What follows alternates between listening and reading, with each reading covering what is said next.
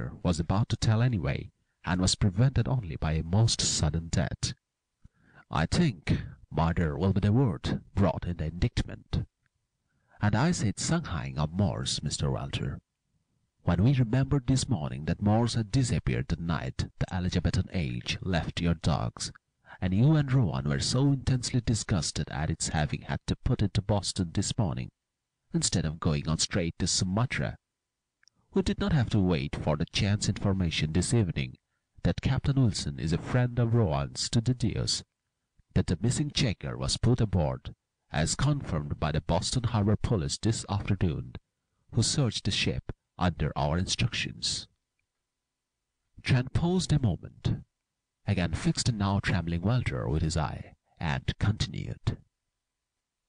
I cherish your certain complicity in these crimes, along with your certain part in the customs frauds. The psychologist repeated. Undoubtedly it was Rowan who put Morse out of the way upon the Elizabethan age. Nevertheless, you knew that he was a prisoner upon that ship, a fact which was written down in indelible black and white by my tests of you at the Stuyvesant Institute 2 hours ago, when I merely mentioned to you a prisoner in the Elizabethan age. I do not charge that you personally were the one who murdered Landers, and even that Rowan himself did. Whether his negro did, as I suspect, is a matter now for the courts to decide upon.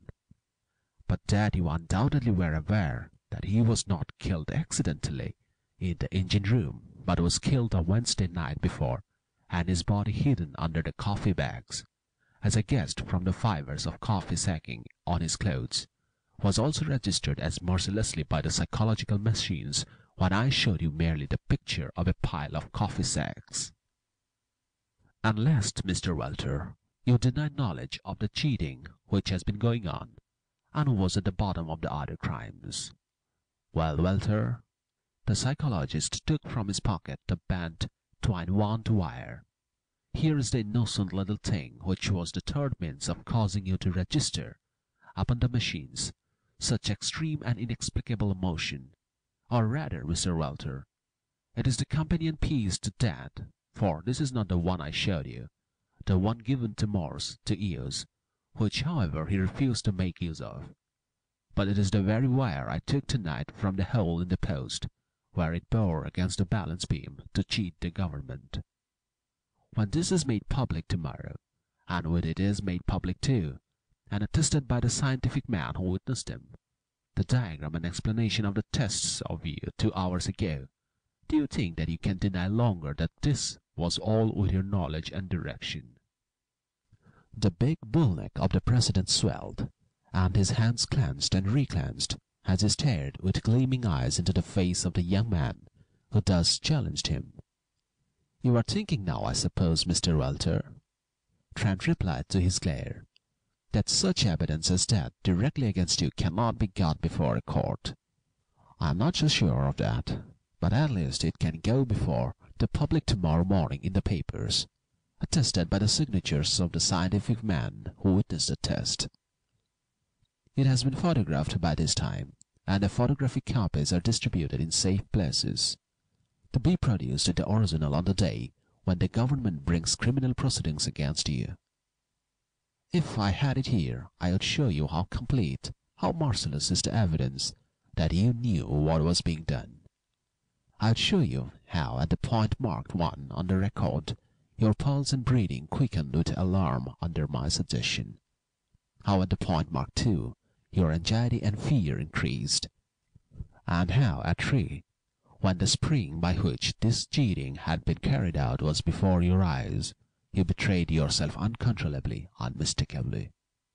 How the volume of blood in your second finger suddenly diminished, as the current was thrown back upon your heart. How your pulse throbbed with terror. How, though unmoved to outward appearance, you caught your breath, and your labouring lungs struggled under the dread that your wrongdoing was discovered, and you would be branded. As I trust you will now be branded, Mr. Walter, when the evidence in this case and the testimony of those who witnessed my test are produced before a jury, a deliberate and scheming thief. You, The three words escaped from Walter's puffed lips. He put out his arm to push aside the customs officer standing between him and the door. The key registered. "Let him go if he wants to," Trent called to the officer.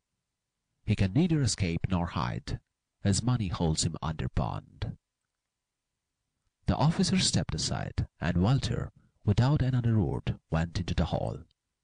But when his face was no longer visible to Trent, the hanging pouches under his eyes glowed leaden grey. His fat lips fell apart loosely. His step shuffled. His mask had fallen. "Besides, we need all the men we have, I think," said Trent, turning back to the prisoners, "to get these to a safe place. Miss Rowan." He turned then and put out his hand to steady the terrified and weeping girl. "I warned you that you had probably better not come here tonight. But since you have come, and have had pain because of your stepfather's wrongdoings, I am glad to be able to give you the additional assurance beyond the fact, which you have heard, that your fiancé was not murdered, but merely put away on board the Elizabethan Age. That he is safe and sound, except for a few bruises, and moreover, we expect him here any moment now. The police were bringing him down from Boston on the train which arrives at 10. He went to the window and watched an instant, as Dicky and Randland, having telephoned for a patrol, were waiting with their prisoners. Before the patrol wagon appeared, he saw the bobbing lanterns of a lurching cab that turned a corner a block away. As it stopped at the entrance, a police officer in plain clothes lifted out and helped after him a young man wrapped in an overcoat, with one arm in a sling, pale, and with bandaged head. The girl uttered a cry and sped through the doorway. For a moment the psychologist stood, watching the greeting of the lovers. He turned back then to the sullen prisoners. "But it's some evidence, isn't it, Randland?" he asked.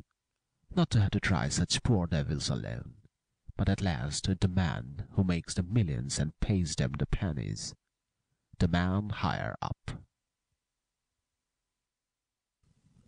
End of The Man Higher Up by William McHugh and Edwin Balmer, Part 2.